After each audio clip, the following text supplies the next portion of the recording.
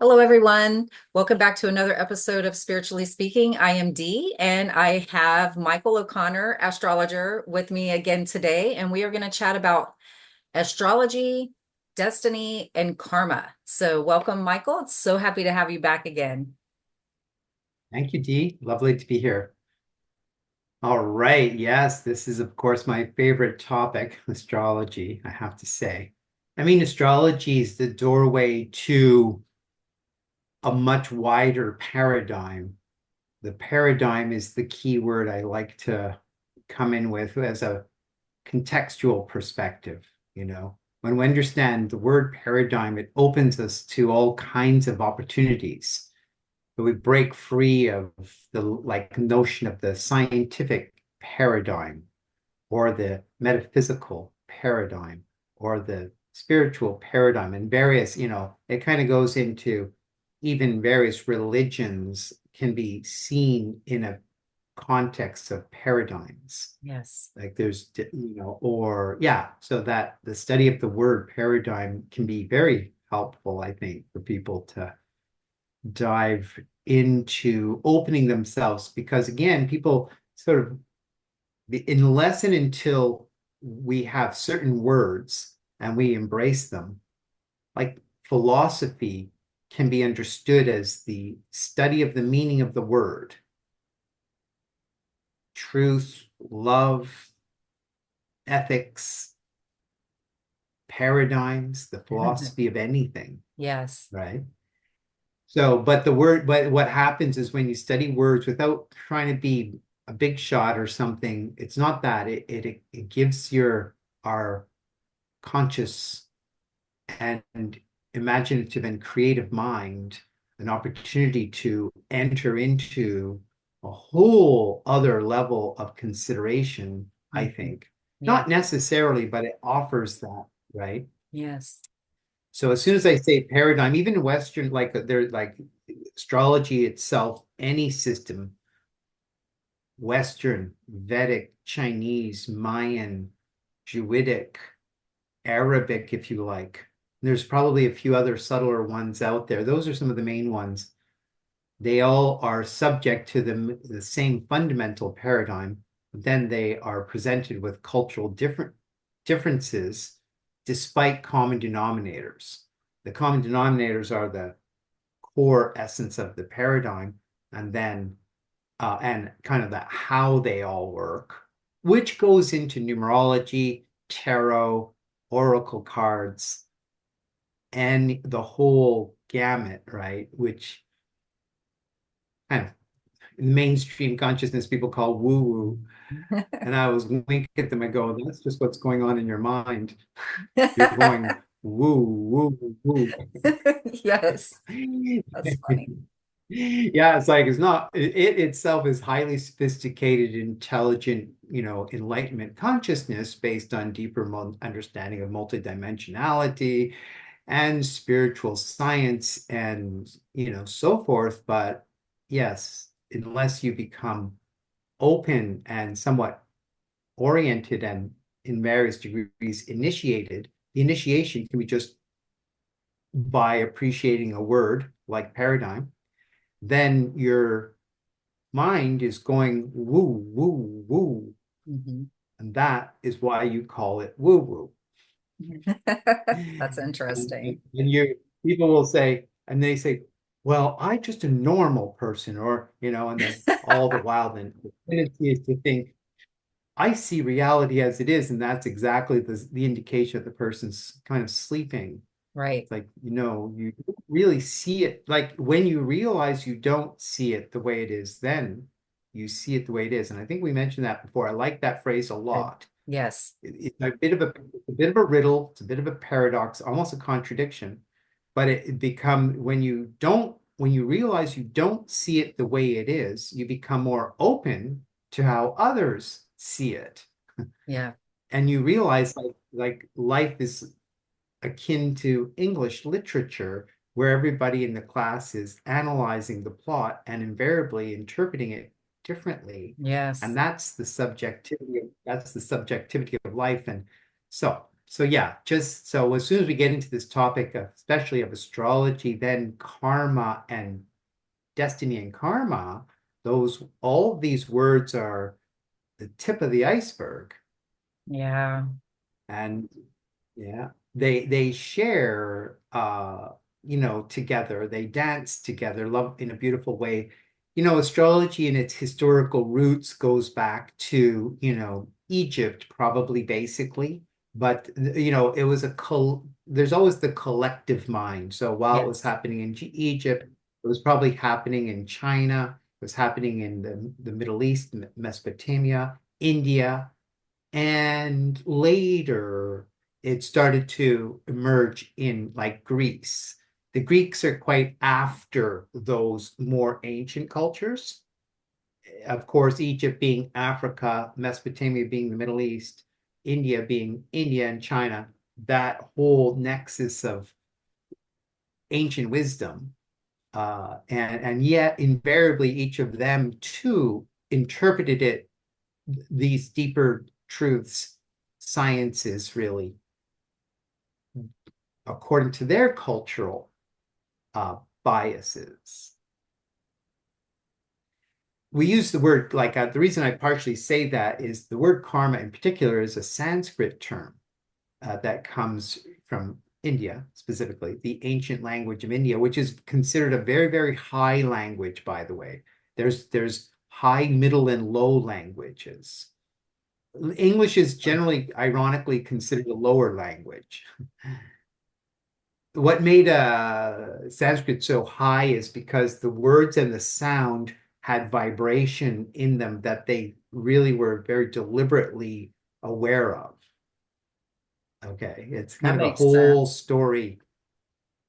Yeah, because it's a kind of an irony that we look at history, we think, okay, we're becoming more advanced. That is not necessarily true. It's a bit like it's like a roller coaster or ride or a undulating road in a small country where up and down and windy, right? So Yes. the journey. So in other words, the ancients in many respects knew things way beyond what we know. And the pyramids, for example, are testimony to it, aren't they? Yes, they are. Yes.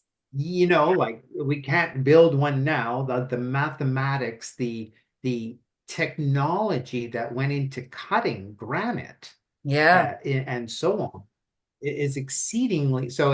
That's where there are those out there right now who are contributing to reconsidering history. The conspiracy of it is that there are those who are busy rewriting history according to their interests. Yes. That's called empire. There's always like the old guard, Mhm. people who have been along in the world, and they have very conscious, clear records of their lineages from way back. The old families, the oligarchies of the world, Right. they, you might say, are kind of invested at worst into preserving their power. Yes. Astrologically, we refer to it as the juxtaposition of Capricorn, Sagittarius, and Aquarius. Capricorn represents the established old traditional authority. Jupiter is the philosophical seeking adventurer, and Aquarius is the revolutionary awakener to offer a different consideration of all of that. It kind of is where Sagittarius is the seeker, Aquarius is the awakener and or revolutionary. And the Capricorn sits in between. And the very way that astrology is designed reveals that story. So I mention it quickly because it's a part of if you study like Greek mythology, it was right there. Kronos, Mhm. Zeus, or Zeus was the Greek word for what became the Roman Jupiter. Jupiter was the Roman version of Zeus. I didn't know that. Saturn was the Roman version. Saturn's the Roman version of Kronos, which is Greek. And then Uranus is the modern or Roman term for Uranos. Okay, Uranos. So anyway, it goes on like, because historically there was Greece and then anyway, the point I'm getting at with all of this bit of history is that the ancient world was very centered over there. The Greeks came along a little later, but they had a different way of thinking than the others. They were more students of the ancient mysteries. Even when they arrived, it was already ancient, the astrology, and it still was not fully developed. So the Greeks came in and brought a much more practical objective. And then the Romans followed suit at best with that. They said, we need to make this more usable, less in the temples. The ancients had their mystics and their scientists and their scribes and their temple network of the who were the priestcraft who were seeking to commune with the gods, right? It was all about in other words, in ancient times, it was very much there was curiosity and there was all kinds of levels of interest, but there was communion. They wanted to commune, right? Yes. They wanted to be in alignment.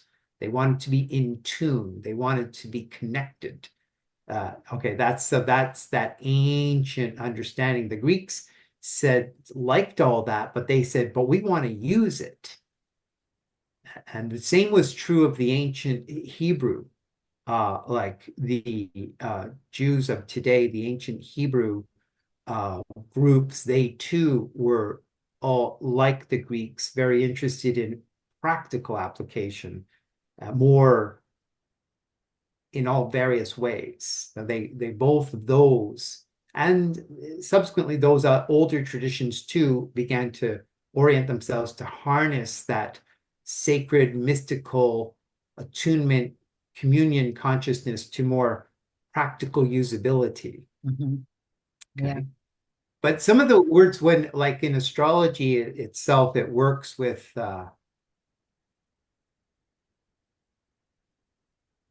working hypothesis of the great majority of astrologers the world over, whatever system they use, is that we are souls incarnate who reincarnate. Yes. Transmigrate, yeah, the transmigration of souls. And so there are some astrologers who don't. They, especially with Western astrology, they apply it in very, very practical ways, like using it to study the stock market and so forth. Mhm. So it's their prerogative. It's Right. fine if they do, if they can. It kind of might be seen to take some of the sacredness out a little bit. It might be deemed a bit of an exploitation at worst. Excuse me. But at best, well, it's a free world to use the knowledge the way you will. Always knowledge is subject to the possibility of being exploited, abused, manipulated Yep. for selfish ends. So the deeper sacredness of astrology goes into this idea that there is a spiritual essence. And when you get into sciences like, excuse me, like science can be astrology can best be understood as under the umbrella of metaphysics.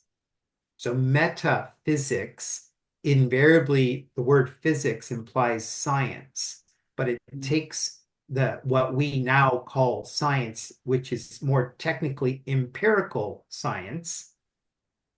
You must not underestimate the importance of the word empirical science Right. to emphasize five sensory perception, which endeavors to achieve objective fact, but even modern empirical science has discovered it cannot, because you cannot take the observer out of the experiment. Thank you, Right. Einstein, and That's and right. and right, and others. So we realize it comes back full circle to all of existence is ultimately oneness or subjectivity. So as while modern science has done us great services with, say, engineering Mhm. to be more factual, but even the ancients knew engineering. Right. Oh yeah. So they weren't, it wasn't lost on them that mathematics and factual thinking, but modern science at worst has created a kind of usurpation as though it is the final go-to, but Right. it only operates on empirical. Even we know that there's all kinds of levels of sound that we can't empirically hear, or perception, sight that we can't see. Right. So there's so it itself is challenged that way. So but it's holding the ground in a way. But right, the doors are being blown open by the Aquarian revolution of an awakening, and it's going, you've been towing the line of authority and superiority with a empirical, but we are blowing the doors off of that empirical limitation and returning back to a more metaphysical science, which would be also called spiritual science, which is basically the study of multidimensionality, that we are and existence is. And in the multidimensionality in the inner planes is the blueprint of existence called archetypes. And then we have the seven chakra. There's more than seven, but the seven main chakras, which I call the seven-prong plug that plugs us into the physical. Yes. Yeah, I'm mentioning this very briefly just to give a little bit more context to this metaphysics. But metaphysics is spiritual science. Now, the word karma, people use in all kinds of ways, Yes. but generally wrongly, because they think of it as either negative, oh, karma. Yeah, karma is seen as, thank you. Karma is seen as sort of automatically, oh, karma, that's negative. But technically, the word karma means action. The very fact that we have in duality, there's movement. Movement's the key word. And the deeper understanding is it comes from sound. In the beginning was the word or the sound. So Right. vibration. As soon as we say the word vibration, right, like that. So what that means is the beyond, when there's no vibration, there's kind of like this. Okay. That would be beyond duality, oneness. That's the abode of the soul in its true essence, the one. But when sound goes, so you see how the one becomes yin and yang, Hmm. just like that, simple as that. It's not, yin and yang is not ultimately real. It's real within the context of the experience of the whole, and even the manifestation of the universe. But ultimately, the yin and the yang in their true essence are what they mean by the Tao. The Tao is the one from which the yin and the yang, which means duality, up, down, here, there, man, woman, etc., positive, negative, light, dark, the whole spectrum of duality. So, okay, so you get into that. And that is all, once the sound creates yin and yang, now we're in what's called mind of spirit. Right. That prior to the mind of spirit, which includes the plan in the blueprint of the archetypes, the design of the manifest universe, all the design of the circle and all the shapes that all of existence, from the cosmic to the molecular and atomic reveal, right? Hmm. There's shape, design. So you get that. And then when you get into that whole spectrum of realizing this very primordial, and you go into the true essence of spirit, which precedes, is more true, more ultimately true than the mind of spirit. It itself is not energy, it is spirit. But everything in duality is mind. But it's not intellect mind, it's what could be described as spirit mind.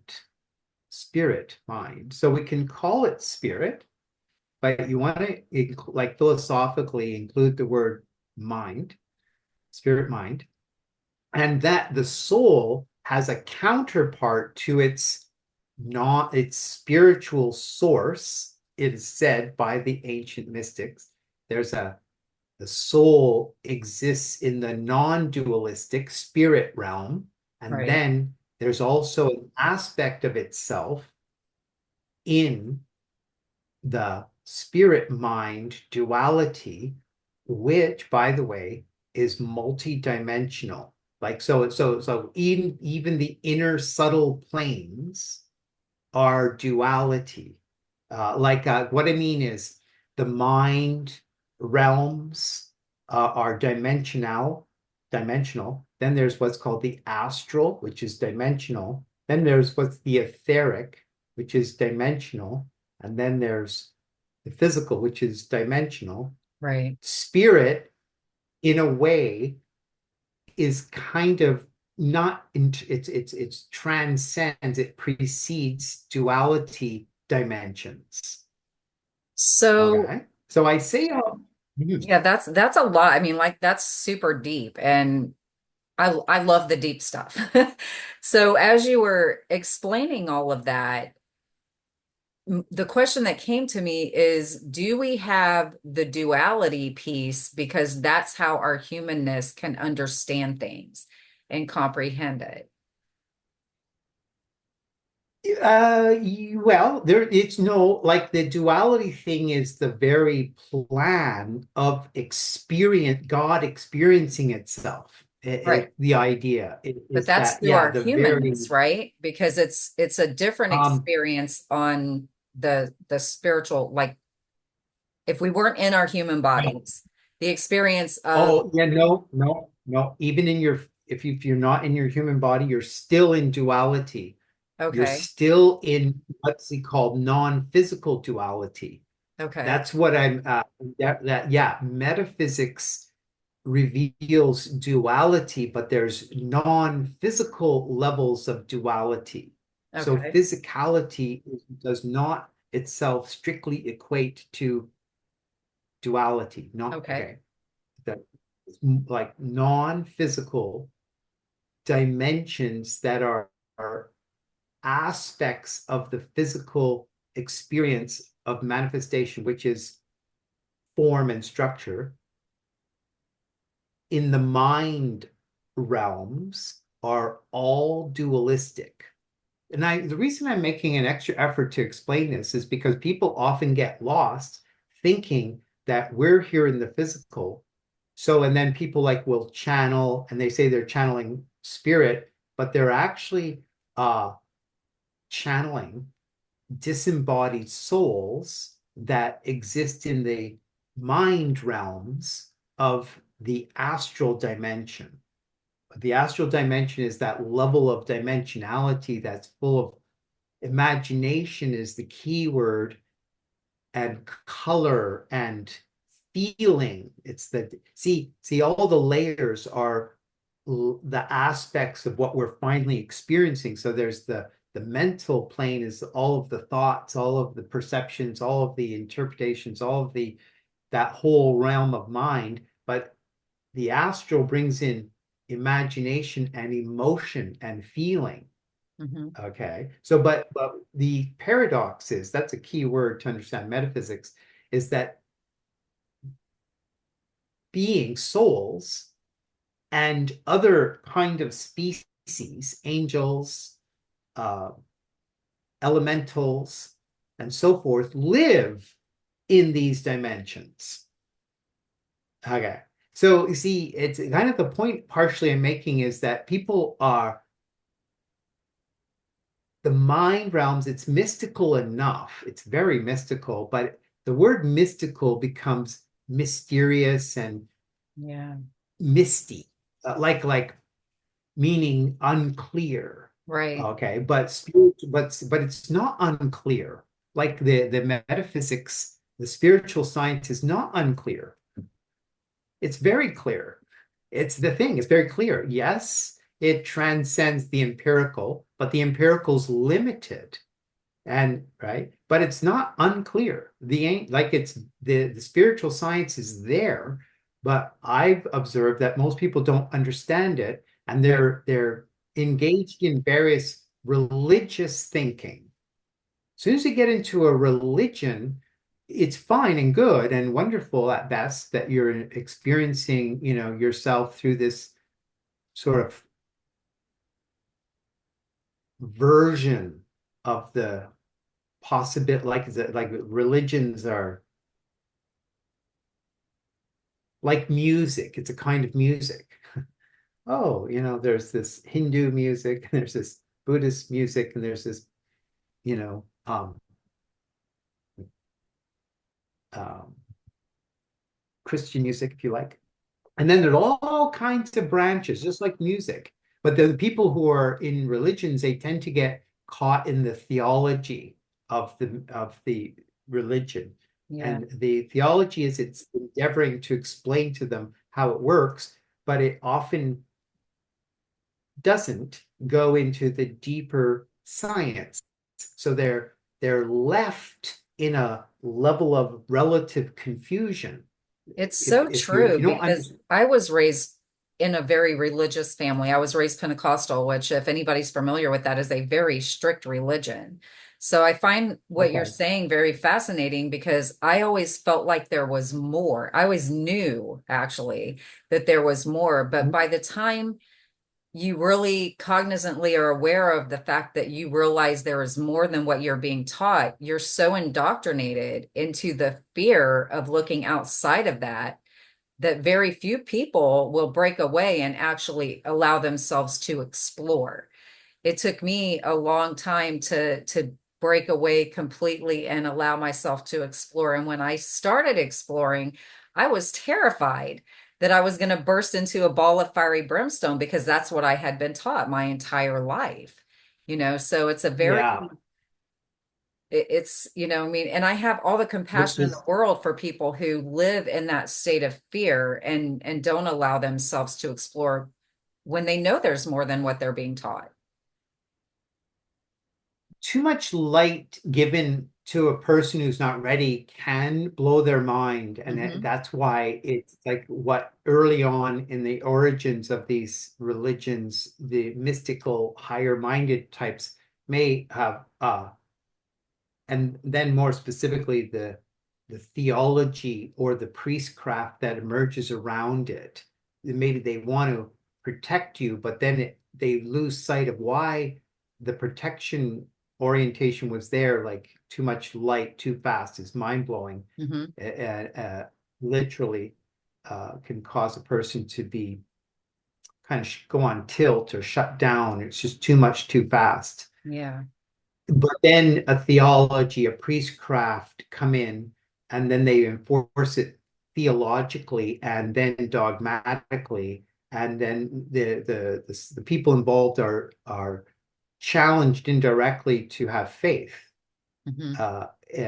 It's blind faith, by the Yes. way, and they're invited to enter into emotional, sentimental, or experiential, meditations, which is all very good and lovely, but they're not as oriented to dig into understanding the truer science behind it, and so they get locked into a kind of vagueness. I would call it vague. Okay, so it doesn't mean they should, it doesn't mean they have to. It's not wrong that they practice, but then what happens though in discussion is they will explain what they're saying. They become limited because they haven't gone beyond. Hmm. It's one thing to use a tool, say, like any tool, like at the hardware store. Yeah. It's another thing to design and make the tool. Yes.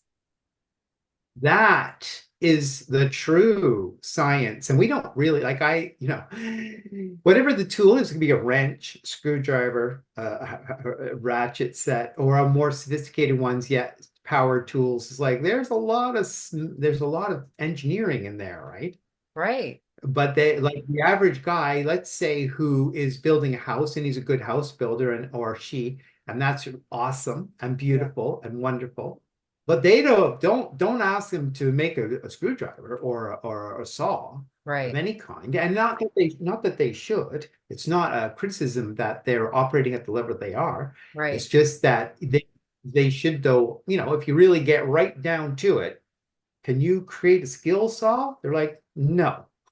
No, I can work. I can use that thing like nobody's business, but no. So you're dealing at a whole other level of sophistication that is getting into engineering and the Right. blueprint and the engineers are, and there's all kinds of types of engineers. And if, Yes. they would be generally a conference for engineers, they'd be quite humble to how much they don't know in Right. other branches of engineering, Sure. chemical engineering, goes on and on. So what we're talking about, when we talk about the word metaphysics, we're talking about engineering, science and engineering of the realms of existence beyond the physical, which the physical, when we think about it, clearly reveals must be there. Mhm. There must be, like, it can't be some vague notion of a big bang. No, it's too simple. Like, it's ironic to say this, but to talk about a big bang is like, no, no, no, no, no, no. No, how did the primordial elements form shape and function and purpose? And if Right. you're going to tell me that it did it by itself without an intelligence, it's like you're going to tell me that that computer in front of you put itself together because it had a notion to. Right. So it's a kind of hypocrisy. It's a type of intellectual hypocrisy not to admit. And even the scientists are locked into their empirical, almost religiously, that, oh well, it's science. Like look, like, no, things don't just become what they are randomly. That is Right. the biggest cop, Yeah. practically one of the biggest cop out in the whole world is how scientists say it's random and it's just chance. It's like, Yeah. well, good, but we've been kind of led that way by that paradigm to Right. think. But when you get past it, you think, well, why a circle? Why a shape? What does this mean? Right. Why trees and flowers and birds and bees and Yeah. oceans and planets? Why? Well, look, we're not merely talking about philosophy here, but we want to know why at all anything. And if your answer is because it was chance, well, that's a bad answer, and it does not fly, baby. It does Yeah. not fly. You just failed the truth test. So good luck. Next. Yeah. Okay, so that's an important thing. 'Cause you see, why I say it like that is because we're kind of right now, what's happening in the world, we're breaking through that. We are. We appreciate the science, we love the engineering, we want to use it, but we want to break through its limitation, and it needs now to find its place among the others to no longer assume some false posture of its superiority. Yeah. Its only value is its practical use and meaningful contribution to humanity. Other than that, it's meaningless. That's Right. true of anything. It's just like whatever. You're just creating a little ego trip on the fact that you've decided to hook your wagon to that paradigm, and then what you're really after is some kind of authority and power in the world, in the marketplace, which is fine. or it's their calling, they're scientifically thinking, they're bright people, but in terms of deeper understanding, no. Now, when I say all this is because, once again, when we look at existence, we look at creation, we see there's a design. And Yes. that's why there's various people out there, and I'm kind of indirectly a part of them, to say, look, I'm a creationist. I don't strictly necessarily believe in the Zeus man god, no, but that there's a divine intelligence, yes. Yes, and that's been And to documented throughout our history. I mean, if you watch any of these, like ancient apocalypse and any of the shows like that where they show the Yeah. depictions that were in and across the world, not just one area. It wasn't just one area that showed this alternate intelligence, and the fact that they were lining specific structures on this planet to the certain stars and things like that. I mean, it shows throughout our entire history that spiritual element has been there this whole time. It's just, do you make not believe that a lot of it has to do with where people just choose to put their focus? Sure, yeah. And again, it's like the example of using the tool. It's fine and good, and do your thing and use the tool, but just don't it's kind of a type of assumption of sorts, a kind of a semi form of arrogance. Mhm. But when you appreciate the engineering that went into that tool, appreciation being a keyword, a respect and an appreciation and an understanding and an acknowledgement and a kind of humility, Yeah, then you aren't so high on your horse anymore about whatever tool you're using. And religions themselves are arenas that exercise various philosophies, various tools, various techniques, various approaches. And dogma comes in and says these are the ones. They're mm, not the ones. right. They're just among the many. Yes. But this, you have chosen those, and it works. So good that it works, and Right. go for it. But don't get carried away that your religion or your whatever is the final word, because that's kind of ego. Mhm. That's fear. Yeah. That's limitation. It's rigidity, Hmm. right? You were saying your spiritual teacher said, break free of that rigidity, Dee, Oh, and yes. you heard him and you did. And Yes. as you have done that, your experience has been nothing short of illuminating, Oh right? my gosh, it's been Because you incredible. Yeah. Yeah. Beautiful. So it's just an example. We all are doing this. So it's just that we tend to get a little attached to our favorite singer or our favorite team or our favorite music or our favorite everything. And that's all ego. I'm not bashing the ego. It's all wonderful and great, and have a great time and enjoy yourself. But Right. don't get too carried away about that this is it. Yeah. This is not it. This is just a version. But when you get deeper into thinking about these things, the danger is it gets locked. So they're using the tools, but they're not interested in the the the engineering and the history. Even engineering has a history of Right. when this was discovered, this was used, how it was used, so we get into that. And when you get into this more intellectual area, not that you should and everybody should know, it's just, but it's there. Right. And then you go deeper into that deeper history, that deeper journey of how the skill saws emerged, right? Then you go, wow, cool. And you suddenly no longer are so caught in a kind of relative degree of confusion. Now, the reason I say all this, by the way, all of this is a kind of protracted example of the word karma coming full circle, okay? Yeah.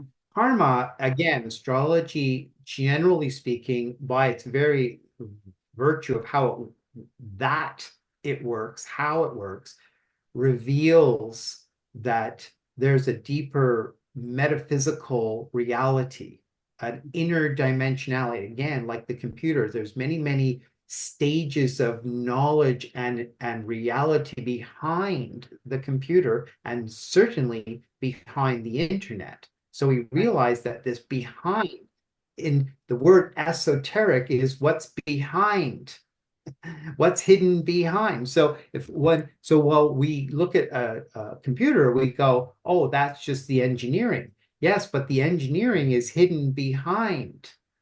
So when we got to talk about metaphysics, we go, oh, what's esoteric is a word that means it's hidden behind the outer reality. So we can throw the computer to the side and look at the tree. What's made the tree, or what made the plants or the animals? Mm. And we get past this silly notion of, oh, just, it just kind of happens, and just kind of the molecules in the cells, and it's kind of like, you got to be kidding. Like, are you trying to sell me this, or like, am I supposed to buy that? That's some random chance thing? No sale, no Yeah. sale, no. Yeah. I couldn't believe that Absolutely, either. absolutely ludicrous, absolutely Yeah. ridiculous. Are you calling yourself intelligent by telling me it was chance? Is that what you're saying? Look, the design of the leaves is not chance, not kind of, not maybe, not this and that, not, oh, the molecules just kind of felt like it that day, or the cells. Am I missing something here? Like, are Yeah. you trying to sell me something? Like, it's no sale. Evidently, there's a design and the blueprint, like engineering. Existence is beautifully, miraculously engineered. We've become so arrogant in our science, we've learned to play God and we forgot about God, Right. meaning, but we don't want to side with some specific dogmatic notion of God, or Right. some anthropomorphic projection of some man as God, or Yeah. some bearded, angry, burly browed kind of dude throwing lightning bolts God. No, of course not. We're talking about divine intelligence, Right. right? We're talking about, and that which, so when we talk about like spirit, and then we talk about mind is the dualistic universe. We generally can refer to mind, this is commonly done, as consciousness, Hmm. which is a great word. Right. There's spirit, which in its non-dualistic state can be said to be spirit, divine mind, God, whatever word, it gets a bit difficult. But as soon as you get into duality, even in the inner planes, you can use the word mind or consciousness. Right. It's divine mind. It's divine mind in vibration, mind. Now, I'm saying all this because the word karma is linked directly to that vibration principle. As soon as the sound, which made the one true whole state appear to be two, that's the key word, appear. That's Right. why they say it's a relative illusion. That is karma. As soon as there's action, as soon as there's motion, the whole, okay, so people have this notion of, oh, there's this good karma, or I'm gonna clear your karma, or you can do this to get, we're gonna just wipe out all. It's like, I think to myself, you have no idea what you're talking about. You have, I think, I'm sorry, I'm sorry. It's like, no, you Yeah. have theological, you're thinking theologically. You must think scientifically, spiritually, scientifically, multidimensional, or you're in some form of theology, which is some form of vague and invariably often misinterpreted. So the word karma means action. It could be action in, like we could talk about as movement. Okay, it's moving. There's action. One, we could call it vibration frequency. So that's why the numerologically the mystical idea of 369, energy, vibration, frequency. Okay, energy, vibration, but the energy, but sound is okay. So this is where you get into the esoterics of sound, and positively speaking, all this. Sound healing is coming in now, Right. and realizing that everything's vibrating, vibration, frequency. So why I've kind of gone to all of this effort and length to explain that karma means action. There's no there's no final, like you cannot not have karma. Everything in existence, the whole manifest universe, even the interdimensional planes of duality are they are in a sense the consequence of, or are directly related to the word karma, because karma means action. Okay, so that's and most people are going to understand what you're saying, I hope. My question is, so would you say that the way most people interpret karma as you get back what you put out, whether that's good or bad, as we humans like to interpret things, that would you consider that the movement and action of what we put out coming back to us? Because that's the way most people understand karma.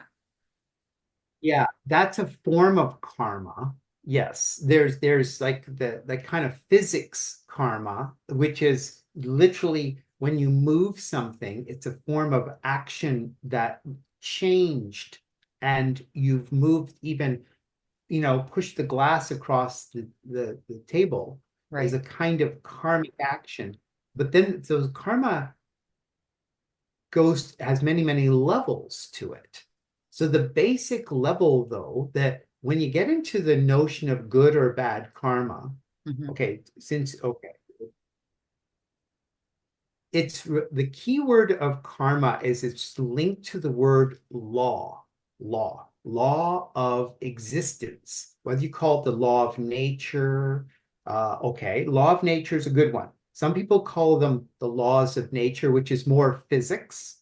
But Mhm. if you get into the laws of spirit, or divine mind behind the physics, you get into what's called spiritual law. Okay, but law is similar to design, because if there's a law, which means it's kind of a fundamental principle, a fundamental truth, if you like. Okay, so it's not just the enforcement of law as such, or it's not just like a body of, like, in when you get into the word law in its true essence, you get into the notion of karma, and often people have this word notion of justice. Mhm. Okay, justice Yeah. in it. So you get into this divine law justice thing, and that's why I always say to people, well, or to myself too, true justice is divine. Mhm. On the world, justice is not always delivered truthfully, like people get put in jail sort of wrongly, accused wrongly. But the question is that possibly a karma, like a delayed, like they thought they escaped in the past life or something, and Yes.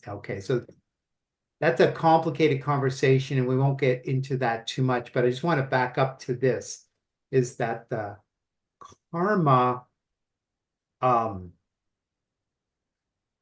when you talk about law and mind, in the true essence of existence is oneness, unity, communion. We're all one. Okay. Mhm. So when in the physical world, we as incarnate souls are engaged in the game of life, we invariably are creating karma moment to moment, Mhm. by the way. But when we consciously choose to invest our energy and actions into unity, okay, contribution, communion, could be the word acceptance, toleration, cooperation, etc. All that kind of ethical terms, Mhm. you're creating good karma. Okay.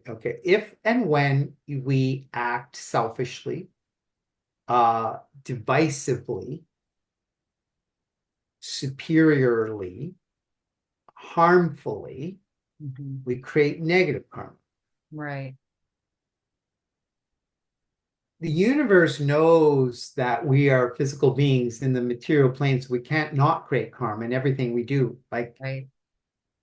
you eat a carrot, that like we can measure the vibration of the plants have consciousness because Yes. they're Oh, I wish of every consciousness. every person who eats vegetables in this whole world would hear what you're saying right now, because I agree with Yeah, you so much.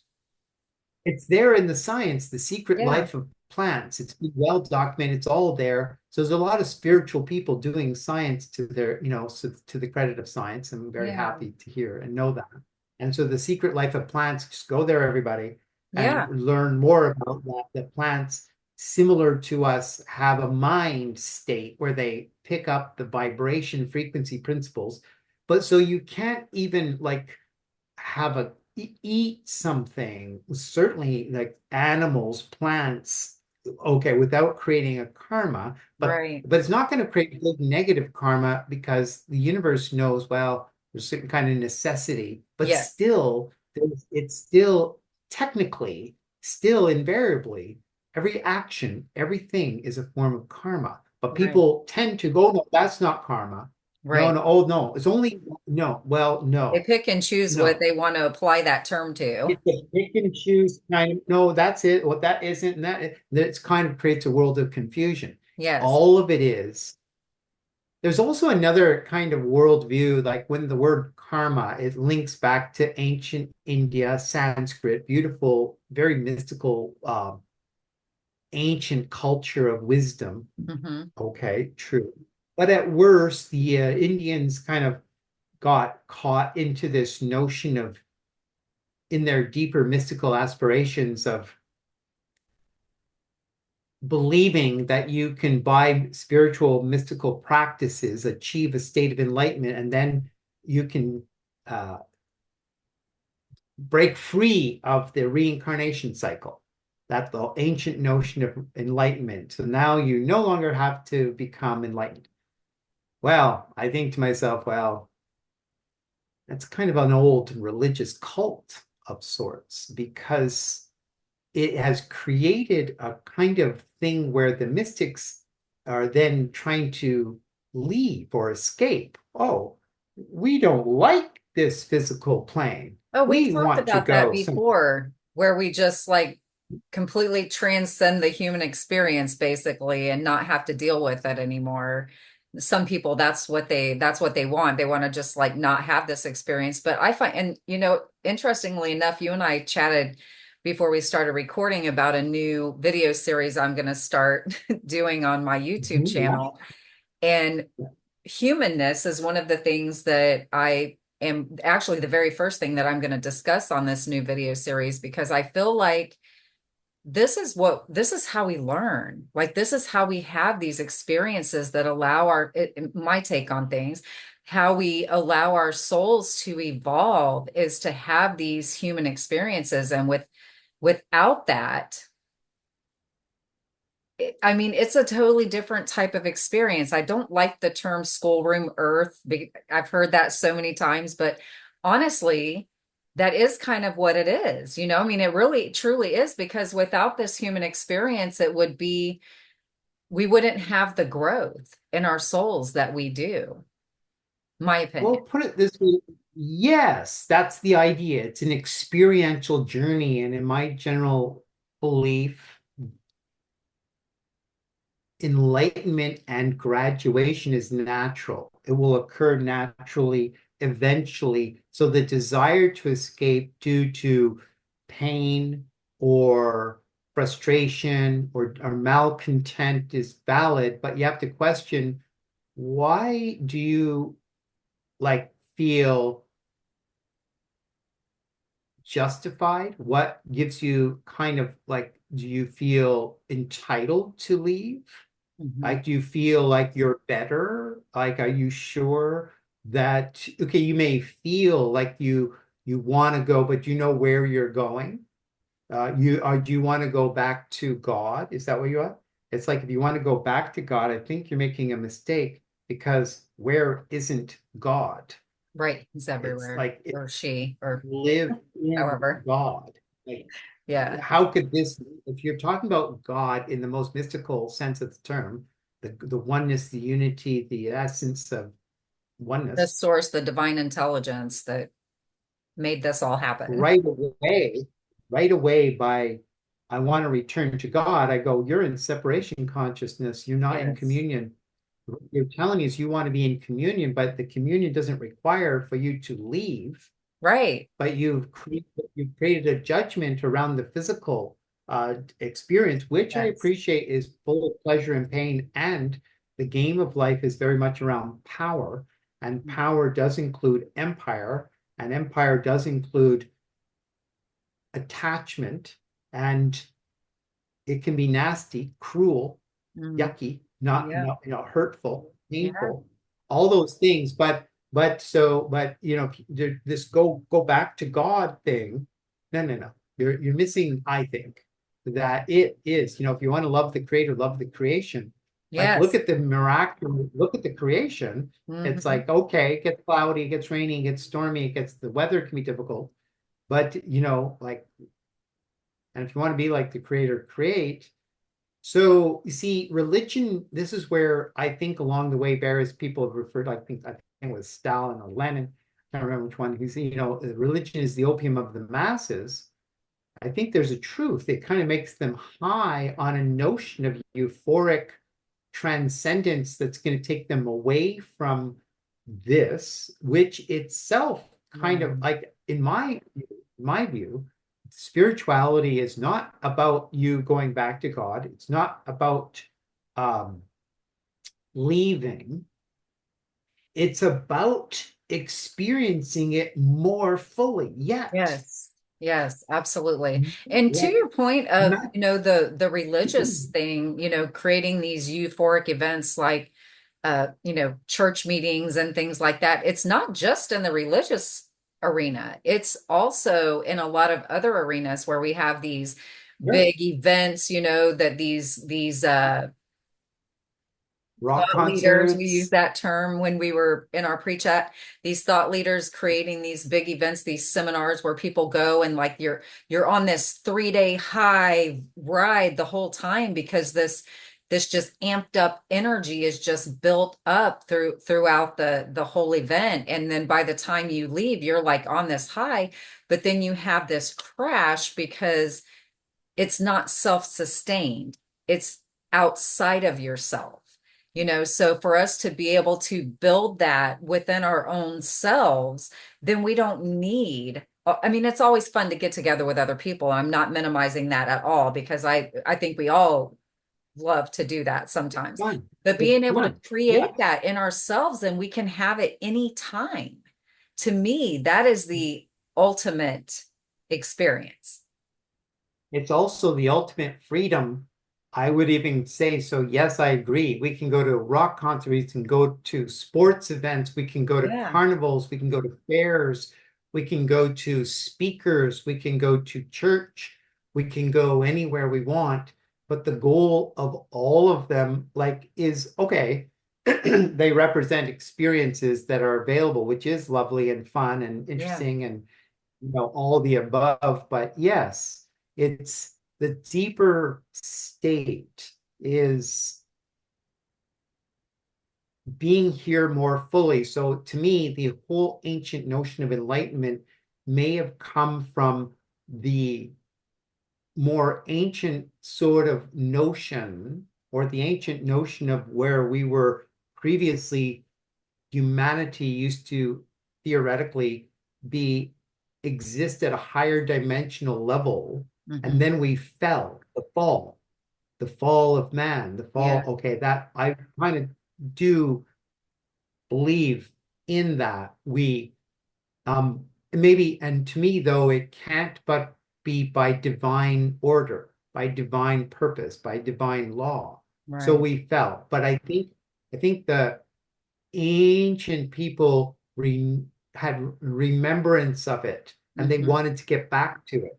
So they Yes. created this notion of the enlightenment, and they devoted their spiritual science to try and get there. We don't want to be in this dimension. We want to be in that dimension. Right. Okay. Like a comparative, that's a better dimension. We don't want to be here. Right. Okay, that's where eventually in India, for example, Buddha came along and said, all of this enlightenment thing is way out of balance. He says, look at the people, like people are starving and all the mystics are trying to escape. Hmm. So they have lost touch with being useful to creation. They Right. lost touch with make meaningful contribution. Oh, well, I've decided that I'm leaving. I'm going to go transcend. I'm going to go to another dimension. I'm going to go back to God. I'm like, well, you're sleeping because God is everywhere. What can't be God? Right. So you created a judgment. So, and you are going to rationalize from that judgment, that word, that notion, that paradigm.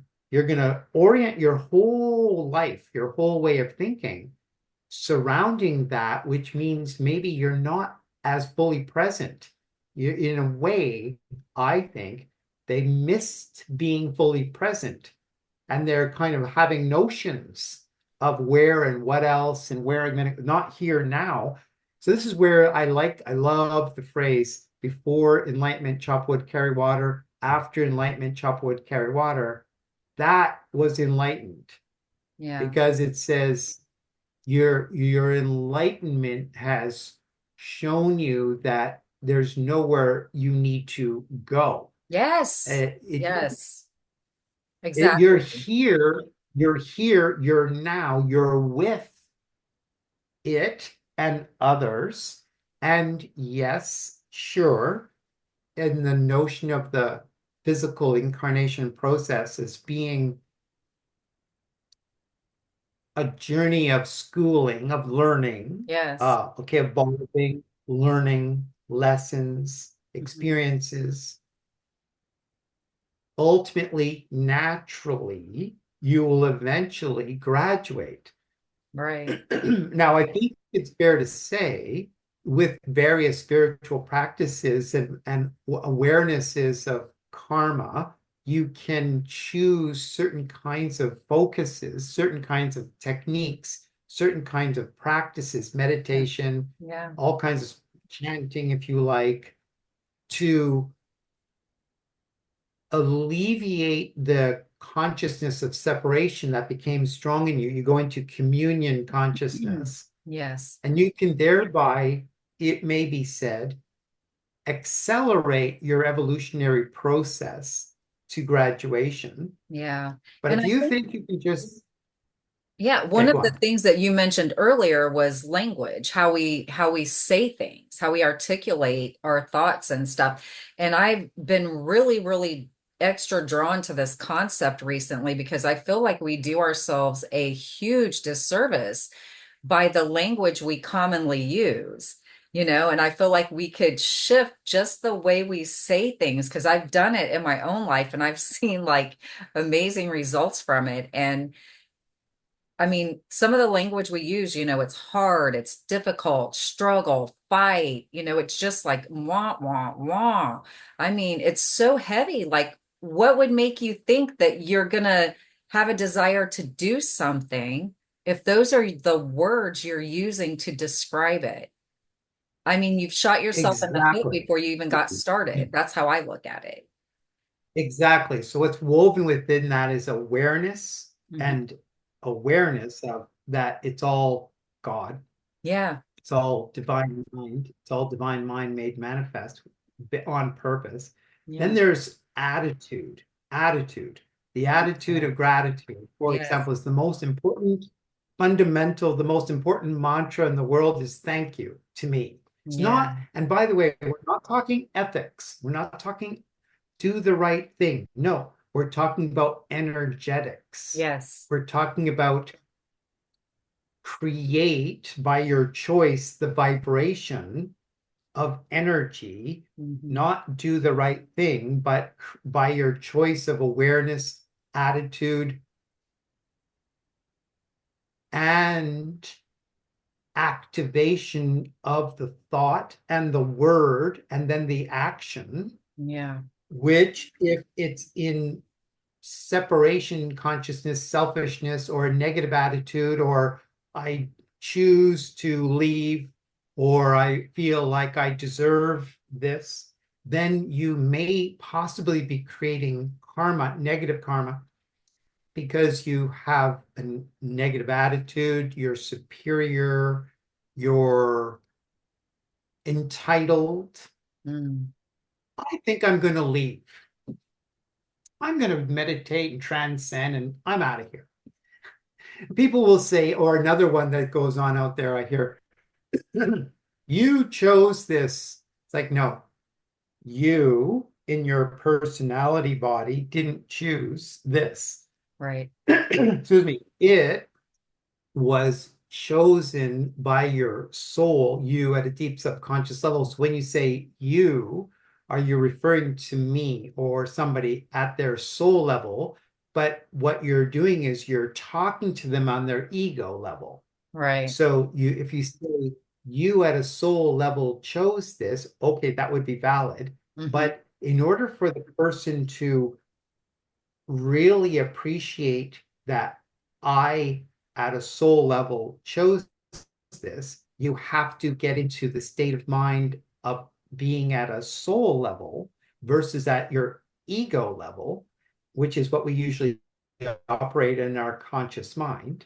So you have to go there. But then you didn't, the notion that your soul simply chose this life is a kind of elementary school spirituality, because the choosing of this life is based on the continuum of the mind. Hmm. Okay, so there was like the accumulation of past life experiences creates mind, and in the mind is various levels and invariably of karma. Hmm. So throughout all of our many incarnations, we as souls, in as much as we have multiple incarnations that we do, it's the sum total of all of those incarnations that create karma that we have in okay. And our astrology does a great job of being able to measure where we're at with that journey.